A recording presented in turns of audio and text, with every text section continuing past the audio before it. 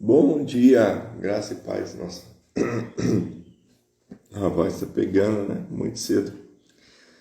A voz começou a pegar aqui. Bom dia, irmão Mauri, meu pai. Bom dia, Cris, André, todo mundo aí. Bom dia. Hoje a gente vai continuar o nosso estudo. A gente está no livro agora, né, do John Stott, Batismo e Plenitude do Espírito Santo. E hoje a gente vai falar sobre dois temas muito interessantes, que é a promessa de uma bênção universal, e a gente vai tentar falar também do dia de Pentecostes, né? A descida aí, quando o Espírito Santo ele vem sobre os discípulos e todos aqueles que ouviram. Muito bom dia. O Jacó já chegou por aqui, eu vou chamá-lo para a gente dar início ao nosso estudo. A gente atrasou um pouquinho aqui nesse novo horário, mas já está tudo certo. Vamos lá. Deixa eu ver se eu encontro aqui.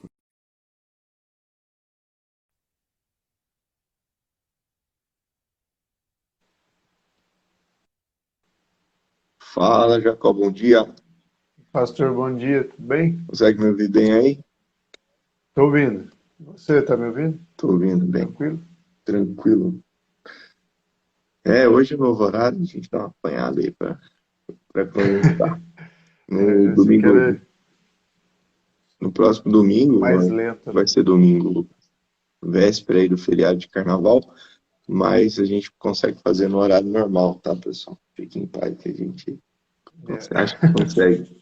É no domingo que você vai estar no retiro lá da CMA? Não, Não, segunda. segunda. Segunda, se Deus quiser. Beleza. Bom. Irmãos, a gente vai orar para iniciar. Você que nos acompanha, tanto agora, ou vai nos acompanhar depois pelo YouTube, a gente vai orar. E eu queria convidar você a orar junto conosco. Vou pedir para o Jacó orar. Amém. Pai, muito obrigado, Senhor, por esse dia, por esse momento, ó Deus, mais uma vez. Estamos diante da Tua palavra, estamos, ó Deus, diante daquilo que foi, ó Deus, o entendimento de um irmão, ó Deus, falando a respeito da Sua palavra, a respeito da obra do Espírito Santo. E, ó Deus, pedimos que o mesmo Espírito Santo, Senhor, nos conduza, que nossas palavras não sejam, Deus, simplesmente carregadas de razão humana ou de compreensão humana, mas que sejam, Deus, orientadas por Ti, pelo Teu Espírito, para que haja, Deus, fruto em nós, vida, Deus, em nós, real, entendimento, Deus, profundo, Deus, de um pouco, Deus, e sabemos que é só um pouco, porque entender, ó Deus, inteiramente quem Tu és é impossível para nós, ó Deus, com as nossas limitações, mas, ó Deus, de acordo com a Tua dispensação de graça, ó Deus, e misericórdia, que nós possamos entender o suficiente para buscarmos mais a Ti, amarmos mais, ó Deus, e Te adorar, ó Deus, de maneira, ó Deus, melhor. Abençoe a todos, ó Deus, que estarão tendo contato, Deus, com esse estudo, com esse vídeo, com essa conversa e continua, Deus, abençoando o pastor, a Paula, a sua família, o seu ministério, guiando, Deus, na condução do seu povo, em tudo, Deus, que eles fazem. Em nome do teu Filho Jesus, abençoe a todos que estão conosco, Deus, nesse dia e desperta-nos, ó Deus, para a tua palavra, para o teu propósito, Deus, em nossa vida. Em nome de Jesus. Amém. Amém. Amém. Então vamos lá. A gente falou um pouquinho até no domingo passado, na parte final, sobre a questão do dom do Espírito, né? A ideia do dom do Espírito ser o próprio Espírito Santo. Isso tem a ver com o batismo, uma bênção, né? Uma promessa diferente. É isso que o capítulo Uhum. anterior, ou o tópico do capítulo anterior, a gente está no mesmo capítulo. O tópico anterior falou, né? Um pouquinho dessa bênção diferente. E aí a gente até começou a trazer alguns tipos de explicações sobre o batismo que as pessoas falam, né? O batismo com o Espírito Santo e o dom do Espírito Santo ser a mesma coisa. E de fato é. O dom do Espírito e o batismo são as mesmas coisas, apesar de uma interpretação diferente de alguns.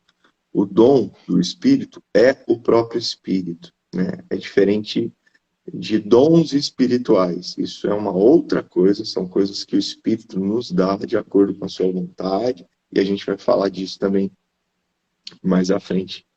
Mas é interessante destacar que o dom do Espírito, que seria um dom do Espírito, é a presença do Espírito no coração do homem, é a vida desse homem sendo renovada, é a vida desse homem sendo transformada, santificada, purificada. Tudo isso está no tópico anterior. Ele vai falar sobre o sinônimo do dom também, como essa questão do lavar, do banho, do batismo. Por que que fala, então, batismo do Espírito Santo, o dom do Espírito Santo? E toda hora você vai ouvir falar batismo e dom, batismo e dom, batismo e dom. Mas por que isso do batismo? Porque o batismo, dentro do batismo nas águas, né, a ideia do batismo na água é você morrer e renascer, né? É o sepultamento, batismo, né? Sepultar. Então você morre e você renasce, como se fosse uma ressurreição, é um simbolismo de uma ressurreição, uma nova vida. Quando você recebe o dom do Espírito, também você é santificado, transformado, e isso é um início de um novo período na sua vida, por isso que é uma bênção diferente. Acho que foi isso, mais ou menos isso que a gente falou, né? Já teve alguma coisa aqui que eu me esqueci? Não, acho que basicamente foi isso. E acho que destacar também a questão do que esse batismo é dado, né? O batismo do Espírito Santo dado pelo próprio Cristo, né? Acho que isso também é um detalhe interessante que a gente acompanhou no texto aqui, né? Que é algo assim como o batismo nas águas tem essa simbologia, né? Do novo da morte e novo nascimento. Olha o Luiz aí. Bom dia, Luiz.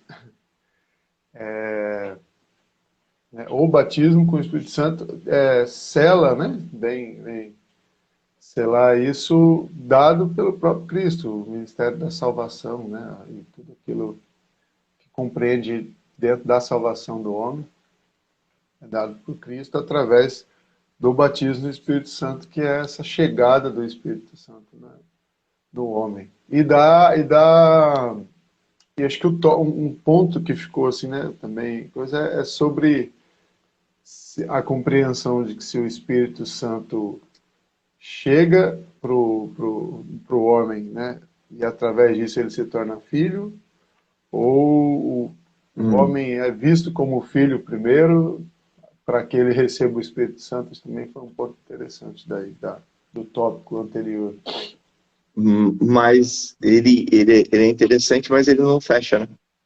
Não, porque a interpretação é dualista. Tem textos que dão a entender que o homem é visto como filho, então o Espírito Santo tem, e tem ao mesmo tempo também que é a ação do Espírito Santo que torna o homem filho. No final acaba como a matemática, né? A ordem dos fatores não Não não altera, altera o produto. verdade. Eu... Bom dia, meu amor, também. Paulinha tá aí. Paula já fez o café, já desceu, já subiu de novo. A vida aqui, Tá bravo, todo mundo é por cedo. no domingão. Então, é interessante a gente ver essa questão bíblica, que algumas coisas não fecham, entra até uma questão de interpretação, até isso que a gente discute aí há mais de, né, pelo menos aí, há uns 400 anos para cá, acho que sim, né, porque 500 anos, 518 anos da Reforma, 519, que está indo agora, para cá, a gente, uns 400, uns 300 e pouco, para cá a gente discute um assunto sobre se o homem é predestinado à salvação ou se ele tem o livre-arbítrio. Então, aí é onde a gente escuta o Augusto Nicodemos, um calvinista, falando que as duas vão ter interpretações bíblicas, né? É legal essa abordagem. Ele entende que tem a predestinação, ele é um calvinista. Uhum. Mas ele fala claramente no estudo da igreja dele que, olha, tem interpretação bíblica para os dois. E eu vejo que é igual um trilho. Legal isso. É igual um É, trilho que ficam bem próximos. Predestinação e livre-arbítrio. E ficam bem próximos e esse trilho continua, continua. Não se grudam agora, mas quando se olha no horizonte, parece que eles são um só lá na frente, né? Eles vão chegar no tá mesmo indo alvo tá indo para a mesma direção, né? e tá indo para a mesma direção. Tá. Eu acho que até o lance da perseverança dos santos e o tal da queda da graça que os caras falam, acaba sendo a mesma coisa, mas com outra palavra, porque o calvinista fala, não, mas tem a perseverança dos santos e os santos continuam perseverando. E já o arminiano vai falar, não, mas pode perder a salvação, tem a queda da graça, então por isso você tem que perseverar. Mas não é a mesma coisa? Que coisa doida. Né? Retas paralelas. Obrigado, Luiz. É sempre bom ter um engenheiro na live, né, cara? É outro nível. É, Retas paralelas. É muito isso aí. bem. E é interessante também que se cruza no infinito, ó. E aí, Luiz, Deus. Ó, o Roger aí também, cara. Seja bem-vindo, Roger. Só tá acordando cedo, né? Isso aí, infelizmente, gente, você que acompanha pelo YouTube depois, não tem essa mesma resenha, né? Porque a galera tá entrando aqui ao vivo na live. Só quem acordou no horário consegue participar disso tudo. Bom dia, Tamara. Acho que a Paula tá mandando pro pessoal aí. A Paula tá divulgando. Bem, vamos entrar então no tópico de hoje, para a gente falar Uhum. um pouquinho sobre a promessa de uma bênção universal. Então, qual seria basicamente a questão da promessa de uma bênção diferente, o selo, o penhor, a garantia da salvação no coração do homem, e essa bênção universal que o John Stott vai falar aqui no livro? Agora eu estou É, fazendo uma pergunta. ele chama da bênção diferente, né? Especial para o que ele está dizendo, que para esta nova era, no caso, a período ali pós-ressurreição, né, para a partir da igreja, porque ela não estava, por não ter estado disponível antes, né?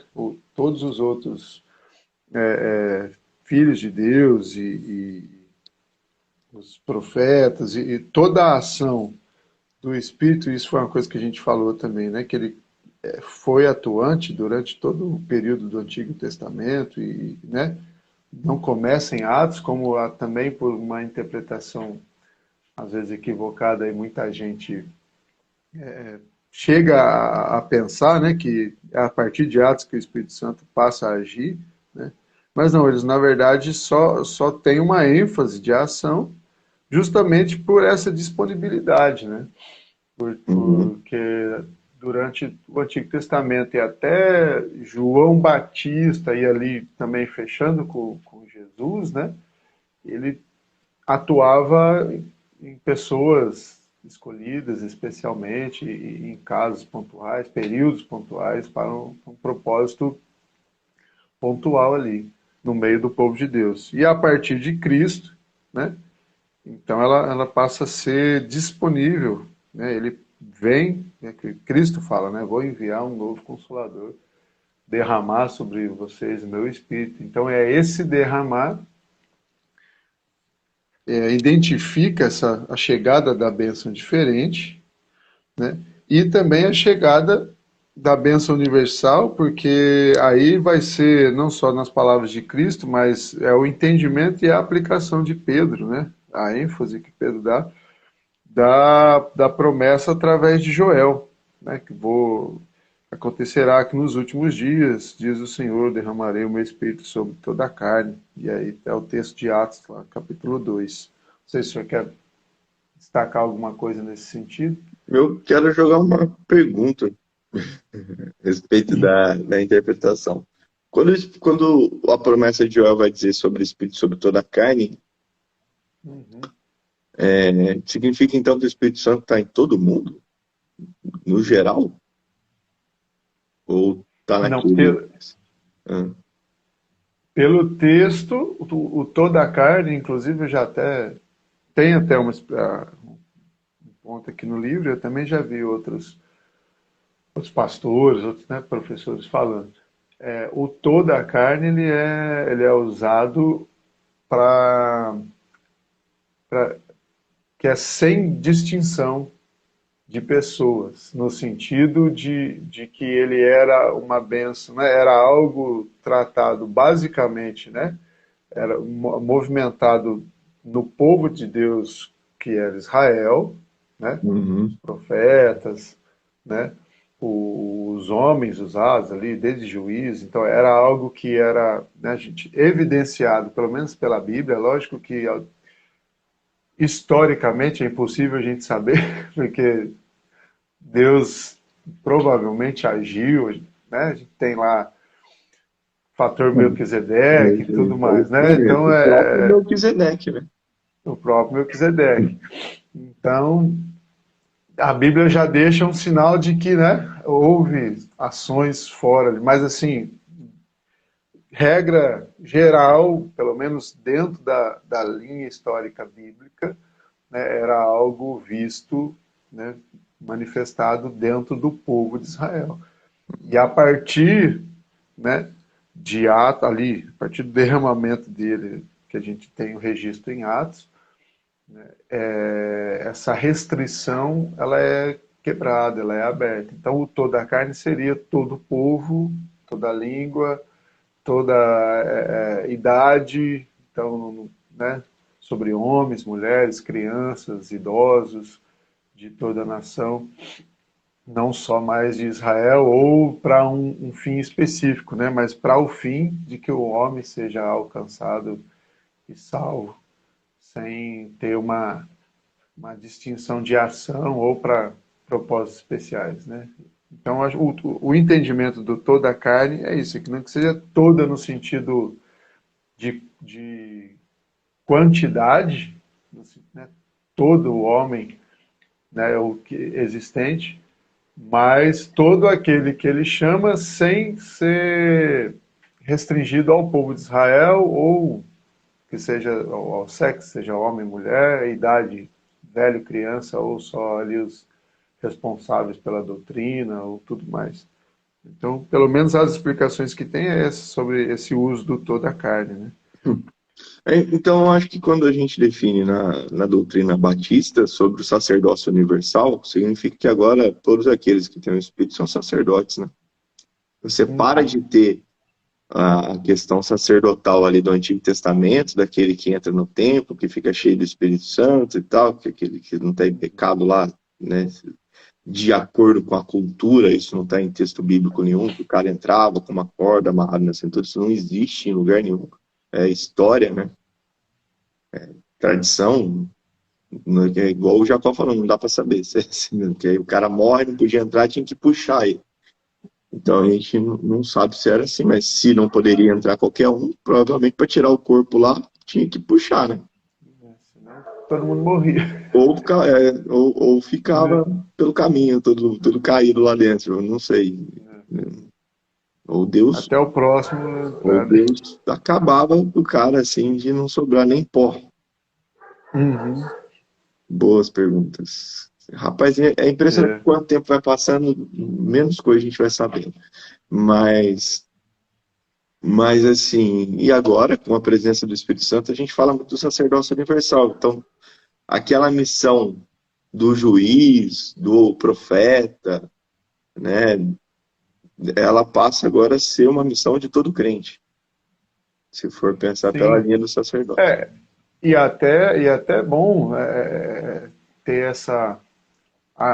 o entendimento sobre essas funções, né? Vamos supor, o profeta, por exemplo, diferente do que é o entendimento comum nos dias de hoje, né? Que quando fala que alguém é profeta, é quase que o cara é alguém, sim, um poder místico, né? É quase que um mágico, um adivinho, alguma coisa do tipo, né? É um oráculo, um horóscopo, sei lá. A gente tem infelizmente, não com essas palavras, né? Mas a gente tem nossas, tendo como dizem alguns pastores, o pessoal tem umas macumba gospel aí, né? né? Bastante. Tem esse entendimento diferente do que a Bíblia diz, viu? Porque o profeta era aquele separado para trazer para o povo, né? Seja às vezes para o povo, no modo geral, seja para alguma autoridade, né? Às vezes até para outros povos, né? É interessante sobre isso, que o profeta era chamado para ir falar sobre o pecado de outros povos também, que não fosse Israel, né? Deus chamava Hum, ele, tem aí Jonas, tem um monte dentro dos profetas aí, para falar aquilo que Deus, a mensagem de Deus. Então, quando era para repreender, para que as pessoas mudassem suas ações, quando eram tinham certas vezes conotação com coisas futuras, né? No sentido assim, olha, o caminho que vocês estão indo vai acontecer isso, isso, isso, mas não era uma previsão, era uma admoestação, era um alerta, né? E era de acordo com o propósito de Deus, não tinha adivinhação, né? E trazendo para os dias de hoje, todo aquele que tem o contato com a palavra, né? E está selado pelo Espírito Santo, já sabe qual é o propósito de Deus para o mundo, né? E hum. tem condições ali de poder admoestar dentro daquilo que é a palavra, né? Então não é nenhum título especial, faz parte do sacerdócio universal. Assim como o juiz, o juiz já é mais complicado, né? Porque os juízes alguns eram chamados para matar a galera, e hoje em dia, graças a Deus, ainda, ainda Ainda apesar não de dar vi. vontade, né? Né? O Espírito Santo isso aí ele Não foi isso ainda, não né? veio trazer, não. A gente Não. ainda não tá igual o Sam Childers, né? Quem já assistiu o filme Redenção ainda na Netflix, você vai entender o que eu tô dizendo. A gente não tá igual o Sam É. Childers ainda, o famoso pastor metralhadora. Bem, ah, então, essa promessa universal, ela se inicia em Atos, no capítulo 2, quando o apóstolo Pedro tem essa interpretação de Joel, né? Quando derramar o Espírito sobre Uhum. toda a carne, naquela pregação ali, das quase 3.000 almas, ou 3.000 almas se convertem no dia de Pentecostes. E foi profetizado também, irmãos, por outros, né? A gente vê aqui que foi uma nova aliança do reino de Deus, que é a presença do Espírito Santo na vida do crente, mas foi profetizado, por exemplo, pelo Jeremias. O profeta Jeremias está lá em Jeremias 31, 33. Eu queria ler com você esse texto para você entender um pouquinho do que era a nova aliança já estabelecida no Antigo Testamento por outros profetas, além de Joel, Isaías, olha que interessante, Jeremias falando da nova aliança. Esta é a aliança que farei com a comunidade de Israel depois daqueles dias, declara o Senhor. Porei a minha lei no íntimo deles e a escreverei nos seus corações. Serei o Deus deles e eles serão o meu povo. Olha o selo aí do Espírito Santo, né? Colocarei a minha lei, a minha presença no coração deles. Tem um outro texto aqui que está lá em Ezequiel, se você puder andar um pouquinho, se você tiver com sua Bíblia aberta, ou pelo celular, vai ser difícil, tinha que ter uma Bíblia junto aí. Ezequiel 36, 26 e 27. 36, 26 e 27. Darei a vocês um coração novo e porei um espírito novo em vocês. Tirarei de vocês o coração de pedra e lhes darei um coração de carne. Olha o 27. Porei o meu espírito em vocês e os levarei a agirem segundo os meus decretos e a obedecerem fielmente às minhas leis. Aqui a bênção universal, ela se estende, então, como o Jacó já nos explicou, não só para essa comunidade judaica, né, esse povo de Deus, o povo judeu em si, que recebeu as leis, que tinha ali todos os princípios para seguir, mas se estendeu a toda a carne, aos gentios, a outros povos, aos crentes da diáspora que estavam lá em Pentecostes, chegou até nós, né? temos agora acesso a Deus e recebemos o Espírito de Deus. Essa é uma bênção, uma promessa universal, que também foi declarada por Jesus lá em João 14, né, ele vai falar do novo Consolador. Romanos 14, 17, o apóstolo Paulo vai falar também sobre o Espírito. E esses são já os textos do Novo Testamento. Então, a nova aliança se estabelece também na igreja, essa nova aliança no meu sangue, ela acontece, que a gente fala na ceia, lembra?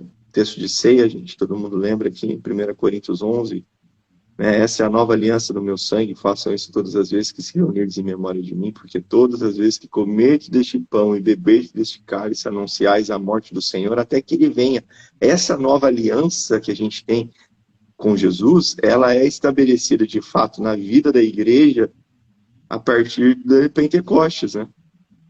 Eles tiveram que aguardar alguns dias ali para serem selados com o Espírito, né? O texto aqui. O meu texto fugiu aqui, pastor, perdão. Não tem problema. Que é quando Pedro entendeu que a profecia de Joel prometia este dom ou batismo no Espírito a todos os crentes. Isso parece claro da conclusão do seu grande sermão, em Atos 2, 38 e 39. Foi o maior sermão da Bíblia, gente. 3.000 pessoas se converteram e foram batizadas. Aí que eu não entendo, né?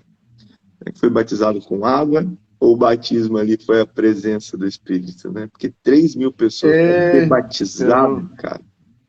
Rapaz, com água, acho que... Como é que ia batizar 3.000 pessoas? Rio bem grande, né? Então... Só tivesse caminhão tivesse mangueira na época, assim, caminhão de bombeiro, até que tava... Como é que ia fazer? Choveu, sei lá, choveu no dia. Só que aí ia ter um problema, porque daí ia...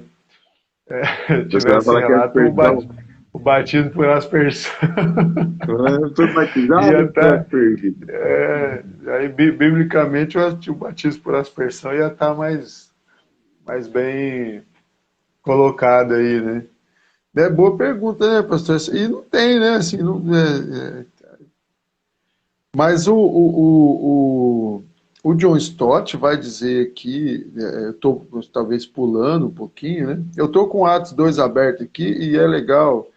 Só para dar a confirmação do que a gente estava falando. Porque os assuntos são correlatos.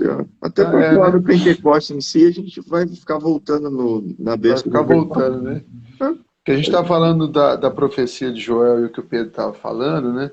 Que o Pedro vai falar, acontecerá nos últimos dias, derramarei do meu espírito sobre toda a carne. Aí ele vai falar dos vossos filhos e vossas filhas profetizarão. Vossos jovens terão visões, sonharão os vossos velhos, e até sobre os meus servos e sobre as minhas servas derramarei do meu espírito naqueles dias e profetizarão. Aí fala sobre os prodígios Atos já um pouco daquilo que a gente falou, né pastor? Essa aplicação de Pedro já é justamente falando da bênção diferente, né? Se tornando universal, né? Então, assim, aquilo que era o ofício de pessoas separadas, né? Os profetas, né? Que sempre era alguém com uma certa idade, chamado, né? De uma certa tribo e tal, né?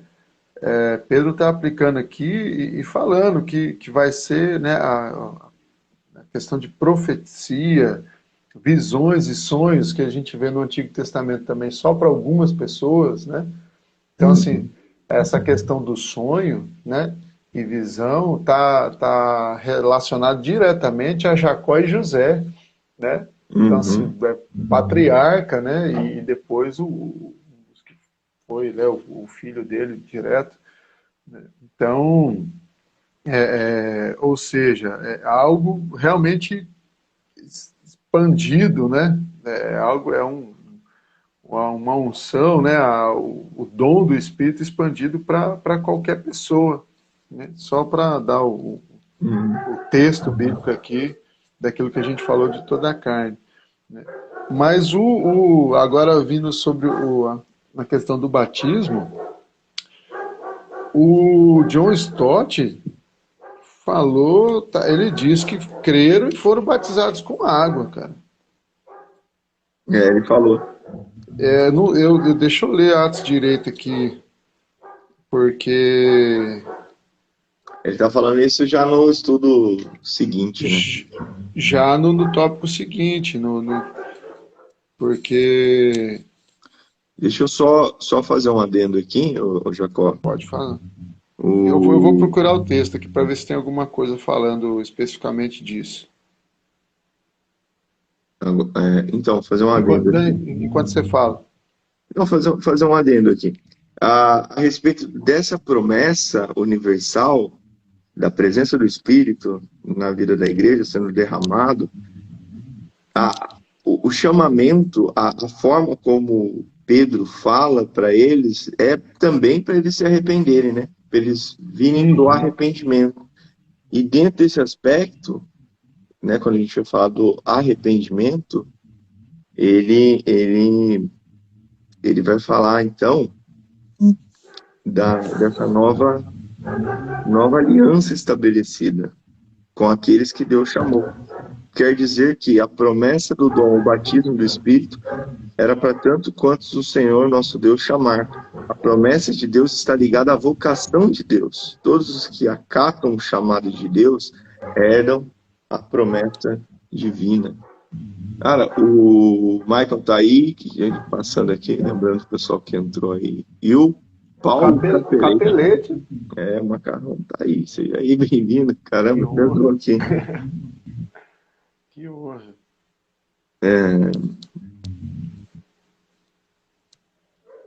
É isso. Acho que Estava falando da plenitude, né? Quantos o Senhor chamou. É aqui, ó. Você achou onde ele vai falar? Então, já eu estou no texto aqui e ele não fala água, né? Agora, talvez, mas também isso é uma limitação do texto em português. Talvez, se for para os originais, e aí tem que ser alguém que sabe, que não é a minha praia. A palavra foram batizados pode ter uma conotação desse batismo com água, né? Aí teria que dar uma pesquisada nos originais para ver se fica mesmo nesse sentido mais aberto, né? De foram batizados e aí eles estão falando desse batismo do recebimento do Espírito Santo, né?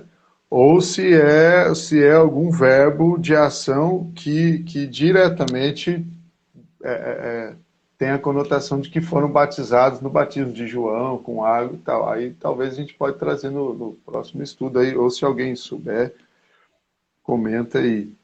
Porque só falam foram batizados, né? Quando ali no versículo 41, né? Depois aí já está falando dos 3.000, né? A gente tem a questão das línguas lá do 120, no início do capítulo, né? E aí, no início do capítulo 2, e aí no 41, falou, né, do 40, né, com muitas outras palavras, deu testemunho e exortava-os, dizendo, salvai-vos dessa geração perversa.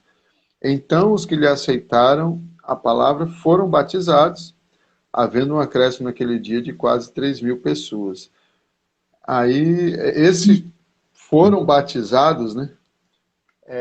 Que de repente no original pode ter essa conotação direta de que passaram pelas águas. Um ponto de pesquisa aí pra gente. Vamos pesquisar. Eu não vou fechar então, para não John Stott está dizendo que foram batizados com água no texto aqui, né? Então, é por isso eu não que eu vou acho discutir que com aquela ele, né? interpretação da... Não, que a Vatuzzi até falou no nosso estudo na quinta-feira, que para eles, então, batizado com o Espírito, recebeu o batismo, a evidência, quando batiza com água, e recebe lá o batismo do Espírito Santo também.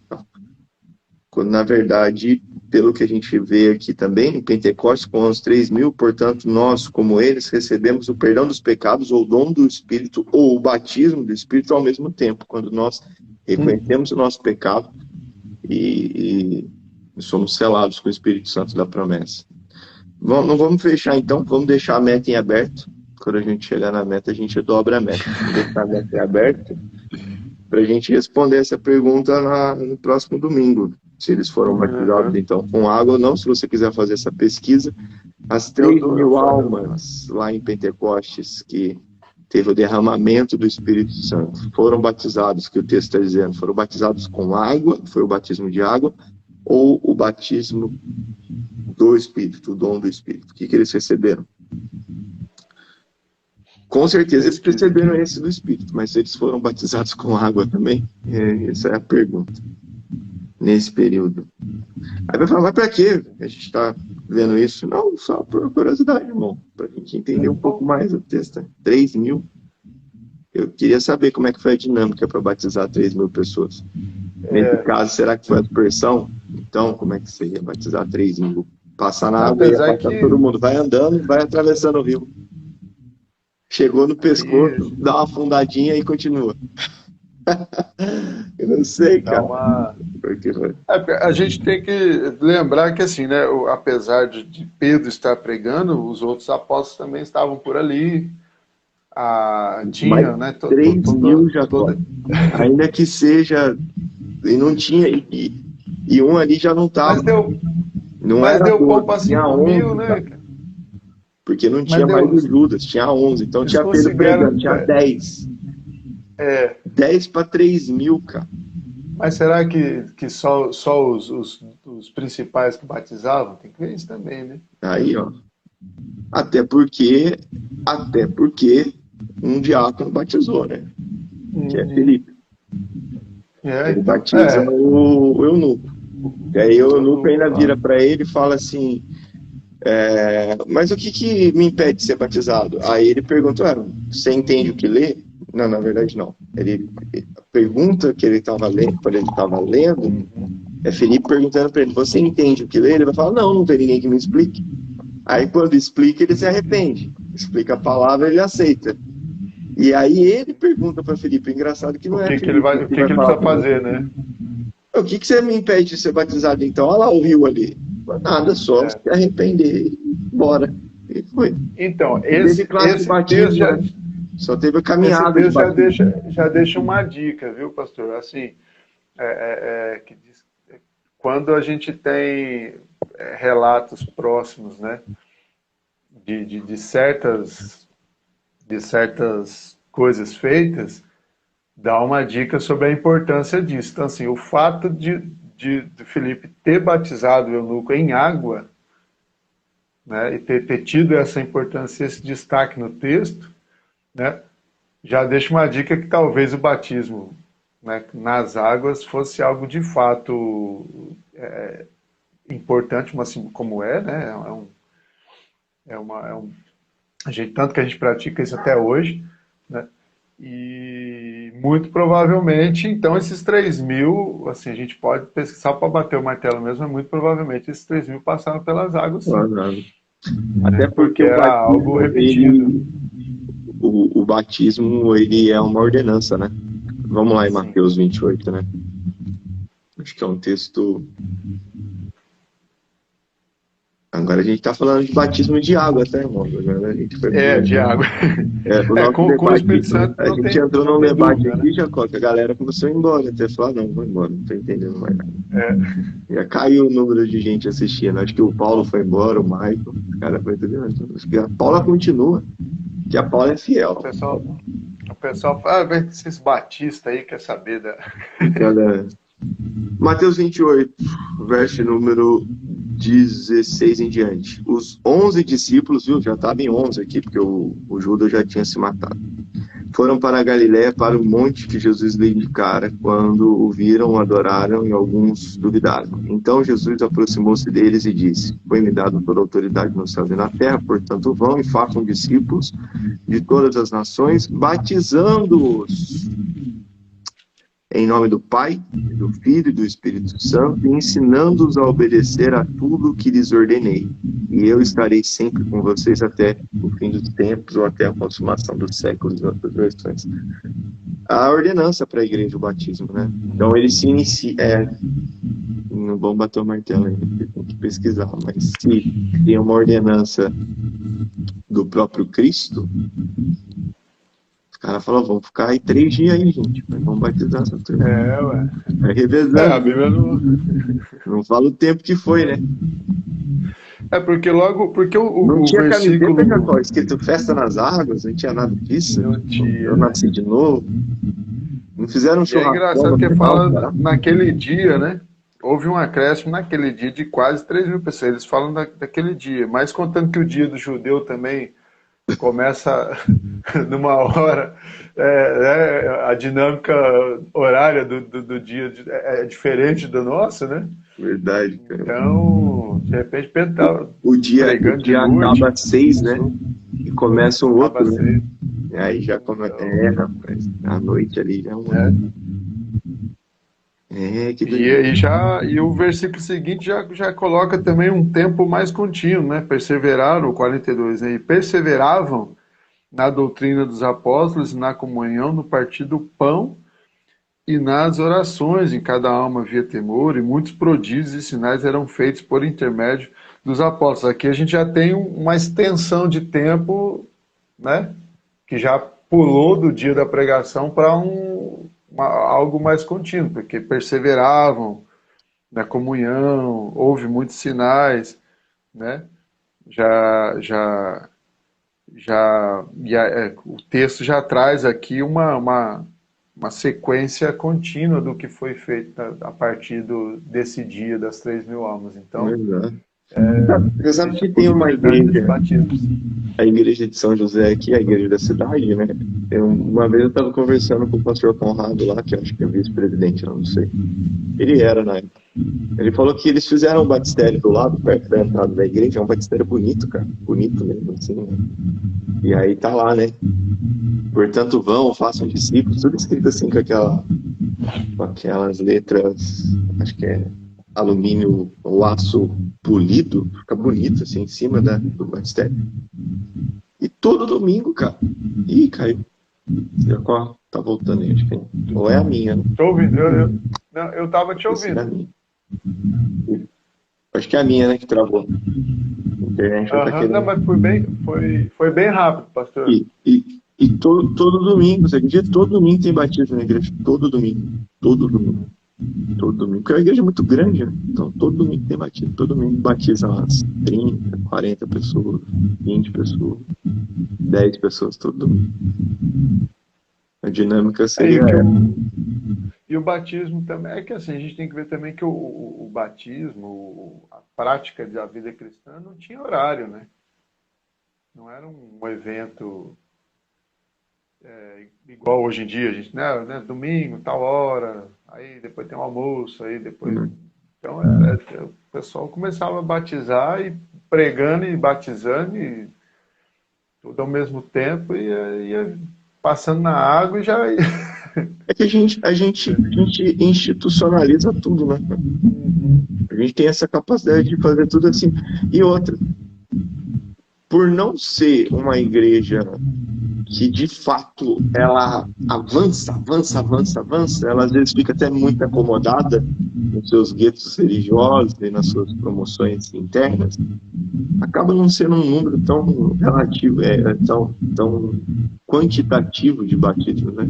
Como deveria. Você acaba tendo aqueles batismos ali.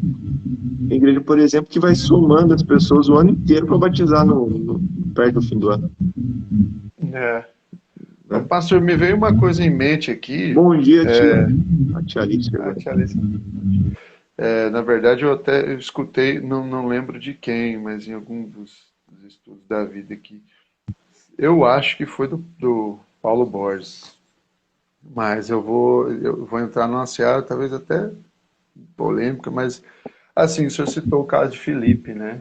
E a gente veio aqui a pregação de Pedro e tal.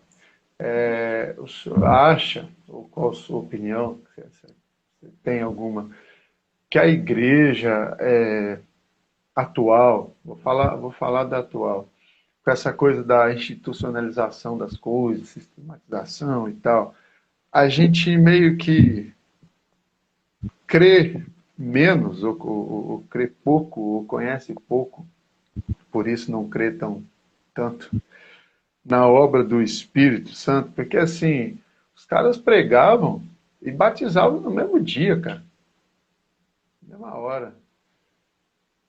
A gente fica esperando confirmações do currículo da pessoa e faz o curso, não sei o quê, e vai lá e anda um tempo.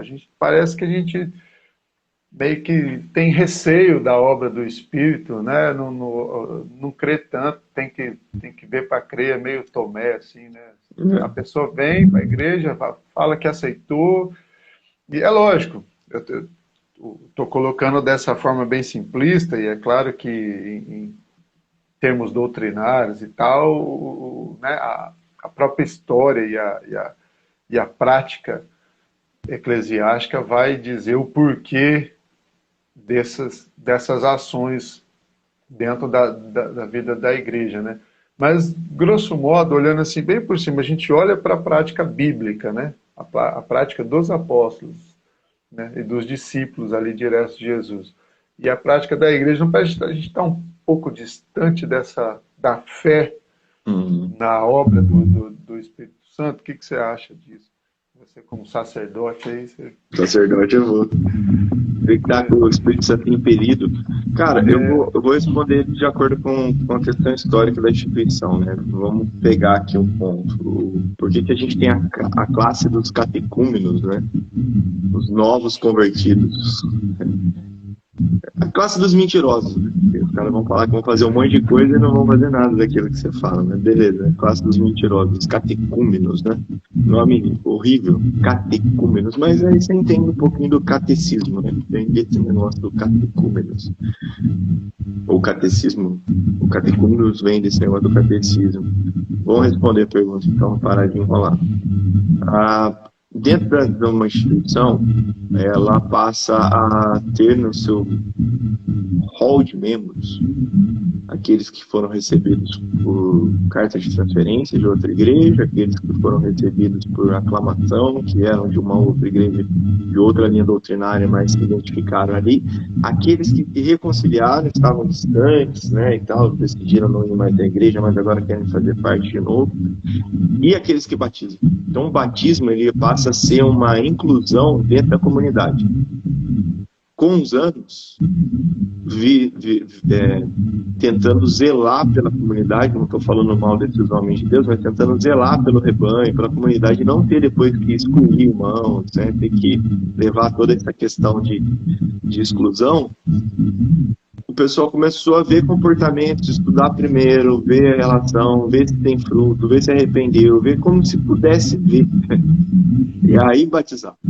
Aí o cara pode ter seguido tudo aquilo até chegar a hora do batismo, é tipo aquele negócio, eu vou fazer isso aqui até eu conseguir aquilo que eu quero. Eu batizei e tal, não sei o que. Então, eu nunca ser de fato convertido e tal ali e fazer parte da comunidade.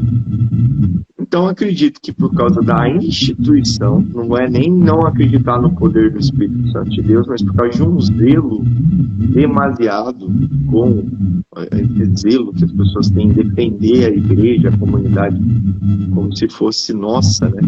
Em nossa que eu falo, a gente faz parte, mas como se a gente fosse dono dela, né? O zelo, assim, se esquece que o Senhor dela já tem lutado por ela, defendido ela, morreu por ela, não a gente, né? É ele. E eu acho que esse zelo fez com que a igreja perdesse um pouco da missão, porque em nenhum lugar a gente vê que tem que ter todo esse tempo, os 4 meses para poder ser batizado, ver se de fato tem um arrependimento e tal. Por que a gente demora tanto para batizar, nem tem? Eu acho que bom dia para tudo. Que demora a encher a piscina. Demora para encher a piscina. Não, é verdade. Por que a gente demora para batizar no bem? Porque às vezes não tem muitas pessoas para batizar. A gente espera para já que vai encher 3 mil litros. Espera uns 3 aí para batizar. Mas começar a usar a praia fica mais fácil. Né? Aí batiza todo domingo. Todo domingo já pode Boa ser. ideia, cara. É uma boa ideia. Você me deu uma boa ideia. Se tiver coragem de entrar na praia de Itaguá, porque eu não quero andar muito. Eu vou na Vermelha do Centro. Na Vermelha do Centro é bom. Dá pra ir, pode ser.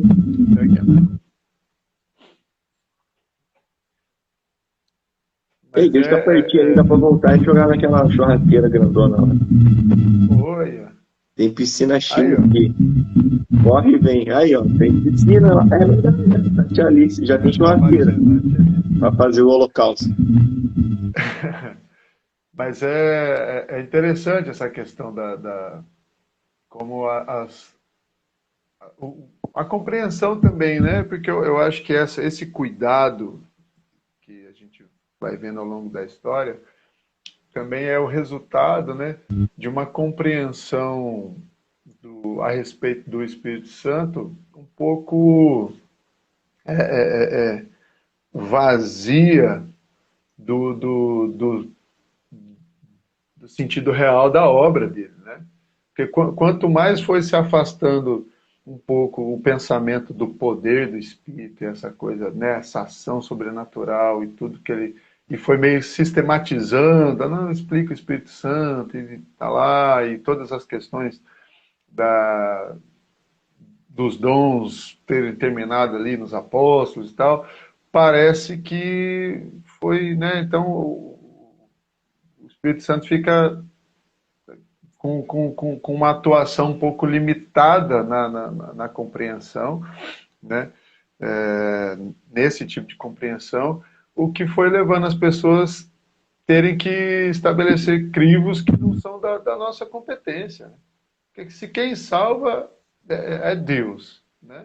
E pelo que a gente está estudando aqui, inclusive no tópico anterior, né? Se torna filho, recebe o Espírito Santo, ou recebe o Espírito Santo e se torna filho. Então, assim, não faz diferença, porque a ação é de Deus, a ação é do Espírito, independente do que a gente consiga compreender ou não. Exato. Não é no cartório, né? Não são 4 meses, não existe um tempo.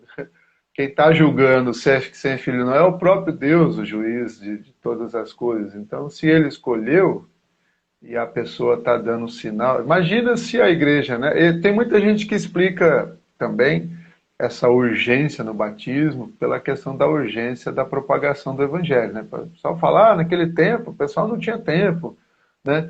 Imagina, como é que Felipe ia fazer curso com o eunuco, o cara estava em viagem e tal, tanto que o Espírito tira Felipe assim que ele é batizado, leva ele para outro lugar e tal, né? Mas e aí? Por que mudou? Não tem nexo esse negócio. Agora a gente tem tempo. Eu vou dizer mais. Se a gente tem tempo, significa que é a gente que está errado. Que a gente não deveria ter tempo. A urgência deveria continuar.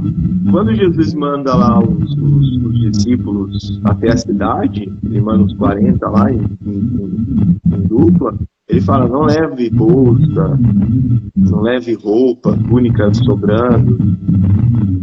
Vai, se alguém recebeu a paz lá, se não, bate a sandália do pé e vai.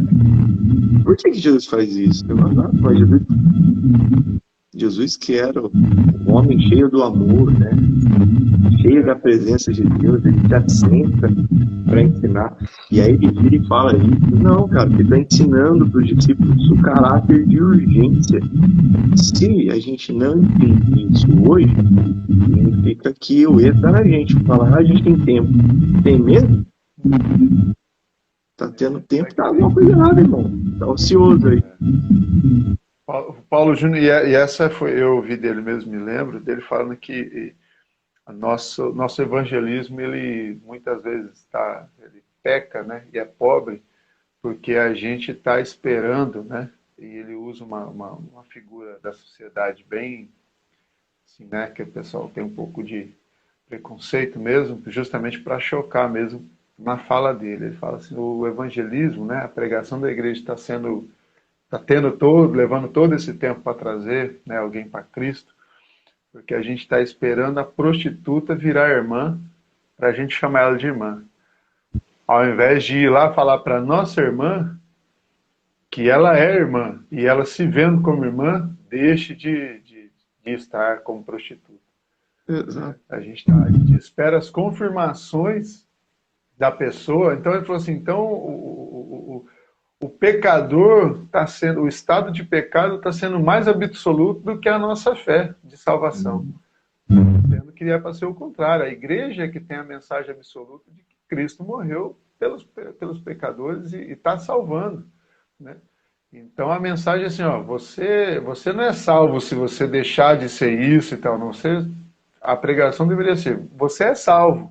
Então você pode deixar de ser o que, né, tá nesse estado aí de pecado, porque não foi para isso que Deus te criou, não foi para isso que Deus te chamou. Então essa questão da urgência também muda. Jacó, deixa eu só explicar mais uma coisa aqui pra gente encerrar, e os irmãos que vão acompanhar depois no YouTube, acho bacana se alguém quiser ver mesmo de fato essa live até o final, lá no YouTube.